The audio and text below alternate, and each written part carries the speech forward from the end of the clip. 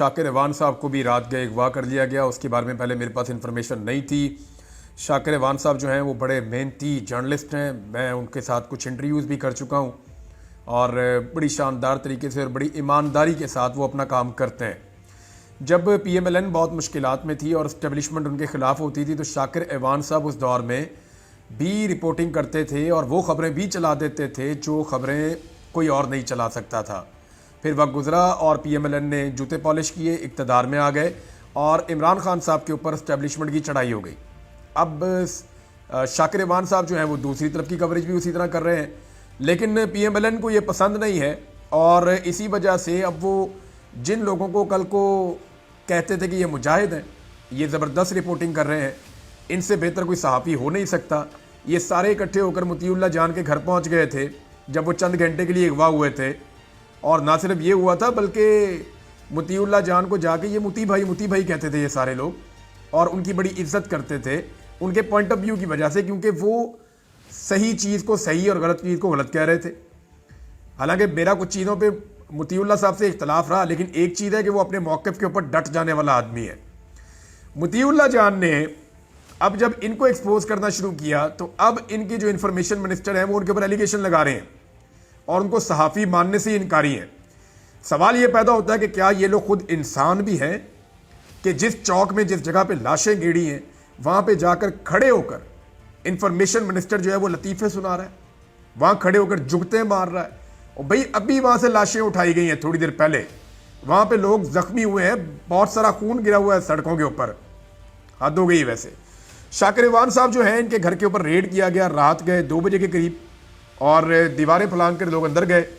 नीचे वाली मंजिल पे शाकिर अवान साहब नहीं थे, नीचे सारी तलाशी ली, ऊपर वाली मंजिल पे गए और शाकिर अवान साहब को वहाँ से पकड़ा। उनके फैमिली मेम्बर्स कह रहे हैं उन्हें शुबा है कि ऊपर उनके ऊपर टॉर्चर भी किया गया शाकिर अवान साहब के ऊपर। इन्होंने पूछा कि जनाब आपके पास कोई वारंट है, कोई अरेस्ट वारंट है, कोई सर्च वारंट है, तो इसके ऊपर उनके ऊपर टॉर्चर किया गया, फिर उनको उठाकर वहाँ से ले गए। क्योंकि इससे पहले भी जो है वो इनके घर वाले ऐसी चीज़ें फेस कर चुके हैं, लिहाजा वो बंदों को पहचानते भी हैं। जो लोग आए थे रेड करने के लिए उनमें कुछ पुलिस वाले थे, कुछ FIA वाले थे और कुछ नामालूम अफराद थे जो नकाबपोश थे। उन्होंने मुंह के ऊपर मास्क पहने हुए थे, जैसे बंदे आपने बाकी रेड्स के अंदर देखे, मेरे घर पे जो गए थे या वो आगा शेख आगा के घर जो गए थे, बाकी लोगों के घर जो जाते हैं आपको नज़र ही आ जाते हैं। तो इस तरह मुख्तलिफ किस्म के लोग गए थे और इन्होंने जाके शाकिर अवान साहब को अगवा किया और लेकर चले गए। अब FIA कह रही है उनके पास नहीं है, पुलिस कह रही है उनके पास नहीं है, हर जगह पे पता किया है और शाकिर अवान साहब को मुबैना तौर पे एजेंसियां उठाकर ले गई हैं और अभी तक उनको वापस नहीं किया जा रहा। सिर्फ ये इन्फॉर्मेशन आई है कि उनको बाद में FIA के हवाले कर दिया जाएगा और FIA के ज़रिए से वो वापस अपने घर पहुँच जाएंगे। अब शाकिर अवान और मोतीउल्लाह जान दोनों के साथ हुआ गया, मोतीउल्लाह जान पे एक अजीबोगरीब मुकदमा डाल दिया गया कि जनाब ये नशे की हालत में जा रहे थे, इन्होंने बैरियर के अंदर गाड़ी मारी, फिर पुलिस वाले थे गन छीन के उसके ऊपर तान दी, फिर जब तलाशी ली इनको काबू करके तो गाड़ी के अंदर से आइस भी मिल गई। मैंने तो मोतीउल्लाह जान को कभी सिगरेट पीते हुए भी नहीं देखा। हैरत की बात है। वैसे ऐसा भौंडा और गलीज मुकदमा दर्ज किया और अदालत ने उसके ऊपर 2 दिन का रिमांड भी दे दिया।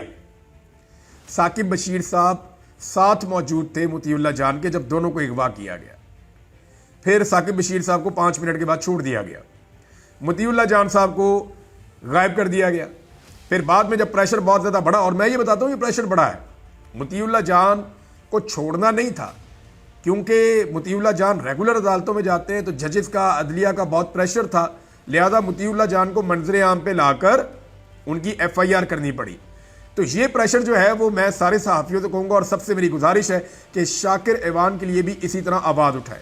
सारे इकट्ठे होकर लाहौर हाई कोर्ट की चीफ जस्टिस के पास जाएं, उन्हें जाकर कहें जी यहाँ पे वो कवरेज करने आते हैं, इंसानी हकूक़ की पामाली हो रही है, आप चीफ जस्टिस हैं, हमारा बंदा बरामद करवा के दें। वो जो पुलिस वाले साथ आए थे, FIA वाले आए थे, उन्हें बुलाएं, उन्हें कहें जी हमारा बंदा वापस करें।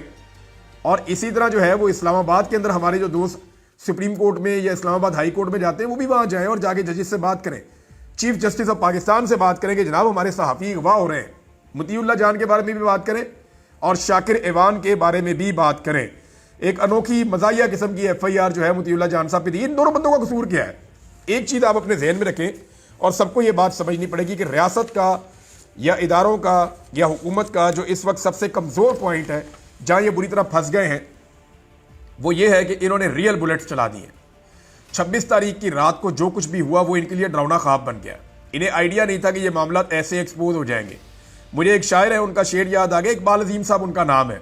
उन्होंने एक दिन बड़ा ज़बरदस्त शेर कहा था, एक गज़ल है पूरी, उसके अंदर से उनका एक शेर है कि कातिल ने किस सफाई से धोई है आस्तीन, कातिल ने किस सफाई से धोई है आस्तीन, उसको खबर नहीं कि लहू बोलता भी है।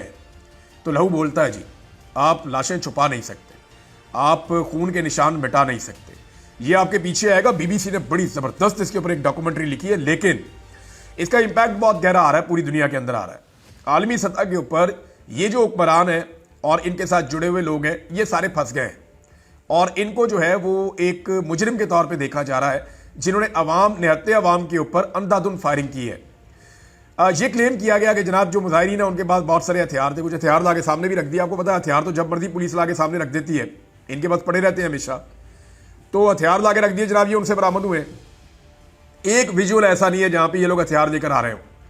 पाकिस्तान तहरीक इंसाफ ने बाकायदा ये इंस्ट्रक्शन दी थी कि हथियार लेकर कोई नहीं आएगा, और कोई भी हथियार लेकर नहीं आया था, सवाई कुछ सिक्योरिटी अली अमीन गंडापुर की जो वजीर आला की है या एक दो लोगों की, उसके अलावा और किसी के पास हथियार नहीं थे। तो ये एक गलत एलिगेशन लगाया गया कि पाकिस्तान तहरीक इंसाफ के लोग हथियार लेकर आए। इसमें अल जज़ीरा ने कहा कि हम सारा दिन रिपोर्टिंग करते रहे, बीबीसी ने, बाकी सारों ने, आलमी मीडिया ने रिपोर्टिंग की है, लोकल मीडिया ने रिपोर्टिंग की है, कोई एक बंदे ने नहीं कहा कि ये हथियार लेकर आए। और किसी एक पुलिस वाले को या एक रेंजर्स को या किसी बंदे को अभी तक सामने नहीं लाया गया जिसको गोली लगी हो। अब अगर किसी को ला के उसको पट्टी करके डॉक्टर से झूठा मेडिकल लीगल सर्टिफिकेट जो है वो बना के और लाकर कह दें जनाब इसको गोली लगी है, तो हम कुछ कर नहीं सकते। लेकिन वकूए के ऊपर एक भी ऐसा वाकया या एक भी ऐसी चीज रिपोर्ट नहीं हुई, जबकि अब तक दर्जनों लोगों की वीडियोस और तस्वीरें आ चुकी हैं जिन्हें गोलियां लगी हुई थी। या तो वो नीम मुर्दा हालत में थे, या वो बेहोशी की हालत में थे, या वो करा रहे थे, या उनको अस्पतालों में शिफ्ट किया जा रहा था। जो लोग अस्पतालों में गए हैं वो ये कह रहे हैं कि अस्पतालों के अंदर मरीजों का तांता बंधा हुआ था, और ज्यादा लोग वो थे जो बुलेट इंजरी के साथ आए थे। अस्पताल के अमले ने जो पहला डाटा जारी किया था उसमें बुलेट इंजरी आखिरी कॉलम में लिखी हुई थी, और 28 लोगों का वो डाटा था। अब आप अंदाजा करें कि इस सूरत हाल में हुकूमत इतने बड़े साने को कैसे छुपा सकती है। हुकूमत के लिए छुपाना मुमकिन नहीं होगा। बीबीसी की रिपोर्ट बहुत इंपॉर्टेंट है, उसके कुछ हिस्से मैं आपको पढ़ के सुनाता हूं, आप हैरान रह जाएंगे। बीबीसी ने जनाब इसके ऊपर पूरी तहकीकाती एक रिपोर्ट तैयार की है। उन्होंने अपने सहाफ़ियों को भेजा, और जो बीबीसी की टीम पहुंची अस्पताल में, वो ये बताते हैं कि अस्पताल के बाहर पुलिस और रेंजर्स खड़ी है, और वो हर बंदे को चेक करते हैं। वो ये देखते हैं कि ये जो बंदा आया है ये कोई सहाफ़ी है क्या है, ये कोई तहकीकात तो नहीं कर रहा, या ये कोई पाकिस्तान तहरीक इंसाफ के जो लोग ज़ेरे इलाज हैं उनके मामले में तो नहीं आया। तो वो कहते हैं जी बहुत ज़्यादा वहाँ चेकिंग हो रही है। अस्पताल के अमले से उन्होंने ऑफ द रिकॉर्ड बात की है, कुछ लोगों ने नाम ना बताने की शर्त के ऊपर कुछ चीज़ें उनके सामने रखी हैं।